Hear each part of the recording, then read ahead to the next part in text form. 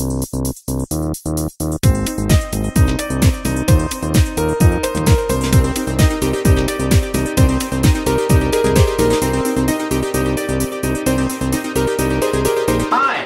second podcast, and this podcast, what I want to do is kind of go over one of my prototype developments for the rotating table. I don't have a really good title for it yet, but hopefully I'm going to have a good title soon.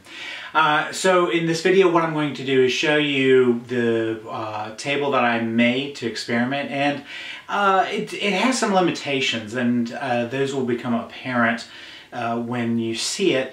But for the most part, it's functional, it's cheap, and a good way to get started into the 360-degree photography. What you're seeing here is me turning the table manually as I'm taking the photographs. One of the things that I had to do while doing this, one of the things I discovered was being able to turn the table. You want consistency as you're doing it. So we're turning the table, and I want it to be able to stop at the same time, the same place every time. So as I'm turning, I figured out that I put a mark around the edge, and then in order to make that mark, what I had to do was put a pointer, and essentially I just used a roofing nail, and I'm a big fan of museum wax. I was able to just put it on the tabletop, and it's non-destructive, and it holds pretty well, and I'm able to remove it as needed. But so as you're seeing, I can turn the table and get to the point, click. The downside to it is the fact that you don't have a lot of consistency, and it is slow, and you're going through click, click. It is possible as you're twisting it that you're going to overshoot, or miss the cue or whatever.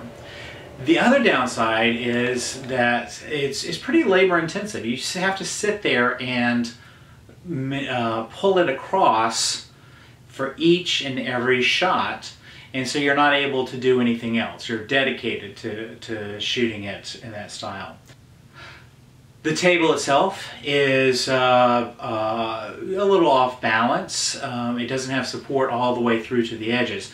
So as you're seeing, as I'm moving it, the table itself actually dips. This could be problematic for an object that has a high center of gravity. It could tip over, and then you have to start from scratch, or God forbid it have a liquid in there that spills out. So we definitely don't want to see that. So the construction on this could not be any simpler. I'll just remove my prop, and you'll see that one of the limitations here is it's kind of flimsy, but I'll take it apart here.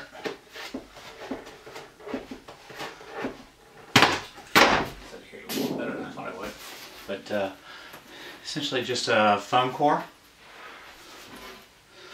and I've marked. As demonstrated, I've marked on the edges where it is.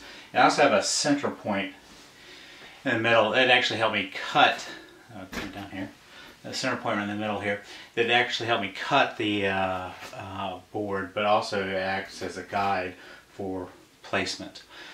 The rotating device that I'm using right now is simply just a simple countertop Lazy Susan that you can pick up. I think we picked this one up at IKEA, and put a little bit of museum wax here to hold it in place. So, but the limitation on this is of course, it's manual, and it has a little stability issue that I want to resolve. One of the things I discovered while shooting this was the number of stops that the table has to make for doing a rotation.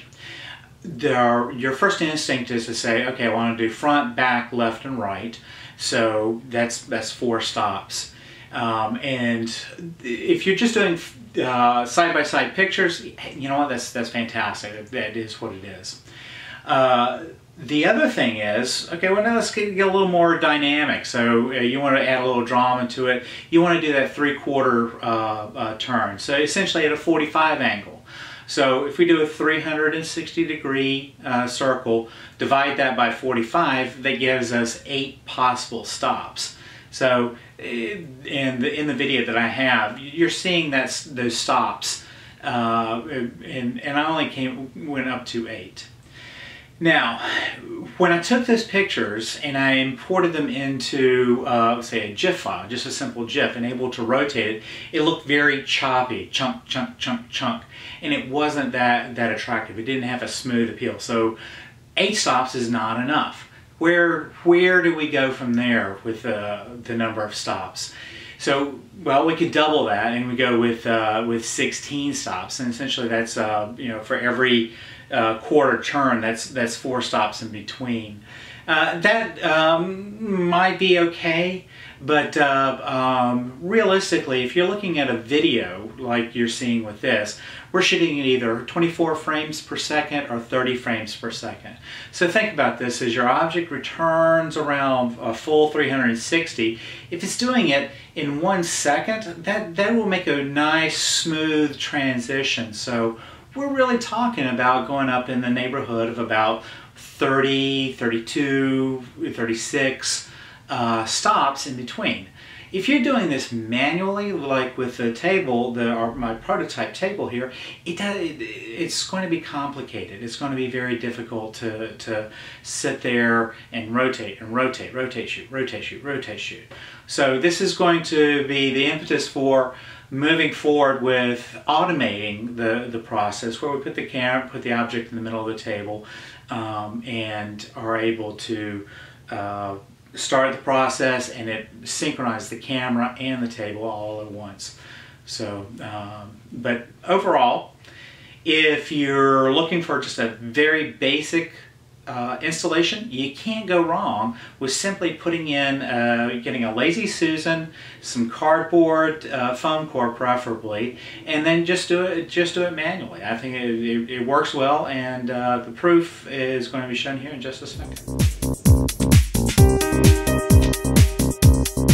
Thanks for watching this week's podcast. If you have any questions, comments, or contributions, please post them here or email me. And I can be emailed at patrick@patrickdayphotography.com. That's all one word. We always appreciate a YouTube comment down here. Please, by all means, let me know how what you think of my podcast so far. You can follow me on Twitter at patrickdayphoto. And I also have a photography blog that is related to this podcast and just my general photographic musings. You can find that at photogagogblog.com. That's PHOTOGAGOGBLOG.com. Thank you very much.